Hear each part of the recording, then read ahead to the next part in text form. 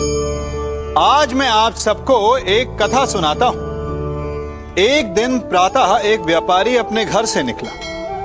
घर से निकलते ही एक बिल्ली ने उस व्यापारी का मार्ग काट दिया। व्यापारी घबरा गया। वो फिर से घर लौट गया और शुभ घड़ी की प्रतीक्षा करने लगा। और जब वो पुनः अपने घर से निकला तब वो वाहन जा चुका था जिससे राजा तक पहुंचकर उसे भेंट देनी थी। राजा को भेंट नहीं मिली। राजा क्रोधित हो गए। राजा ने उस व्यापारी का व्यापार बंद करवा दिया। इस कारण व्यापारी क्रोधित होकर घर पर अपनी पत्नी से लड़ बैठा।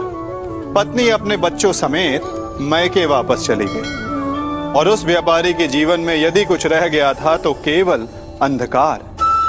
और इन सब का कारण वो उस बिल्ली को मानता रहा जिसने उसका मार्ग काटा था। ऐसा ही एक दूसरा व्यापारी राजा को भेंट देने निकला और उस व्यापारी का मार्ग भी एक बिल्ली ने काट दिया। वो व्यापारी तनिक घबराया, परंतु उसने आगे बढ़ना अधिक उचित समझा। राजा तक वो समय पर पहुंचा। उसने राजा को भेंट दी। राजा प्रसन्न हुए और राजा ने व्यापारी को अपना व्यापार बढ़ाने की अनुमति दी, स्वर्ण आभूषण दी।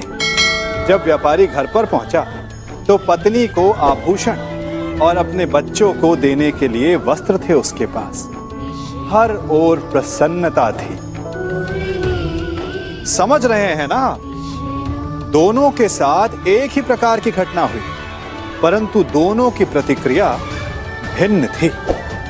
ऐसा ही हमारा जीवन भी है। हमारे जीवन में प्रारब्ध का अपना स्थान है, परंतु उससे कई अधिक महत्वपूर्ण हमारी प्रतिक्रिया, हमारे सोच का प्रभाव है, क्योंकि यही हमारे जीवन को आकार देते हैं। इसलिए अपनी सोच को सकारात्मक रखिए।